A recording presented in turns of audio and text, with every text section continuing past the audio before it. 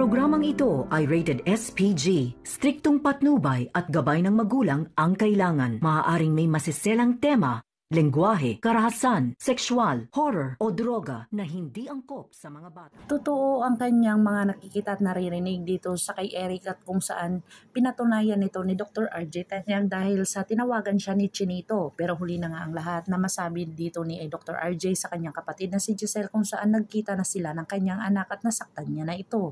Dito na tinawagan ni Giselle itong kanyang ex-boyfriend na si Eric ay talagang nakipag-usap siya dito at sabi niya dito na nasaan daw ang kanilang anak at sinabi ni Eric na hindi siya makikipagkita dito kay Giselle dahil alam niya na may galit pa sa kanyang puso. Dito na nga ay talagang umalis itong si Eric at sinabi niya na lahat-lahat dito kay Giselle ang buong katotohanan. Dito na naglasing si Giselle at natagpuan siya ni Annalyn at sinundan siya doon. Dito na nga ay dinamayan siya ni Annalyn at pinagsabihan tungkol sa kanyang anak at huwag siyang mawala ng pag-asa dahil ipapasalamat pa lang niya dahil buhay ang kanyang anak at makakasama pa niya ito. Dito na nga ay talagang nabuhayan si Giselle sa lahat ng kanyang mga nangyayari sa kanyang buhay dahil tinawagan siya ni Eric na gusto daw siyang kausapin ni Justine. Dito na nga excited itong si Giselle na makausap at makasama ang kanyang anak lalong-lalo na mayakap niya ito.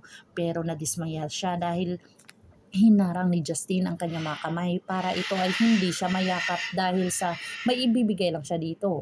Aalis na dapat si Annalyn pero hindi siya pinaalis ni Justine dahil aalis na lang agad-agad si Justine dahil may sasabihin at ibibigay lang siya dito kay Giselle. Dito na naalala ni Giselle na ibinigay niya ito nung 4 na taon itong si Justine na kung saan talagang naramdaman ni Giselle ang lahat ng mga hinanakit ni Justine dito sa kanyang puso't isipan.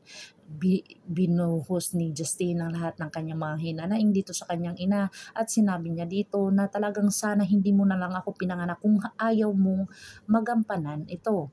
Dito na nga tagus puso at kurot sa dibdib ni Giselle pero wala siyang magagawa dahil totoo ang mga sinasabi ng kanyang anak. Pero pinagsabihan talaga ni Annalyn itong kanyang pinsan na si Justine na talagang konting respeto naman lang kahit hindi niya ituring na tunay na ina itong si Giselle ay nararapat na respetuhin itong si Giselle dahil napakabait ito at wala itong nagawang pagkakamali.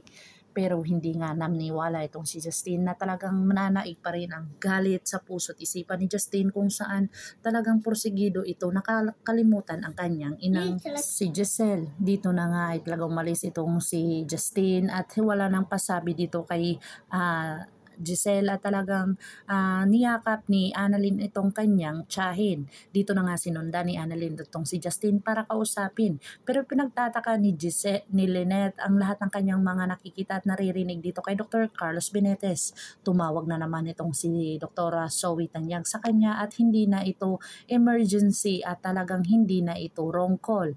Dito na ipinagtataka ni Lynette at sinabi niya talaga dito kay Chang Susan ang lahat ng kanyang mga nakikita o bakit nangyayari o tumatawag na naman itong si Zoe sa kanya.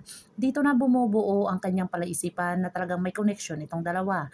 Dito na din si Chang Susan ay nag-iisip ng ano-ano dito kay Dr. Carlos Benitez at talagang malalaman na nila ang buong katotohanan. Dito na nga kaya si Moira ay pinag-usapan na naman ang mana dito kay Don Pepe kung saan buhay pa ito at talagang porsigido siya na makuha ni Zoe ang majority dito sa kayamanan ng mga Tanyag. Pakakabangan natin ang mga susunod pa na episode na ito. Ang abot kamay na pangarap. If you like my story, please like, share, and subscribe para ma-update po kayo sa mga susunod pa. Yun lamang po at maraming salamat.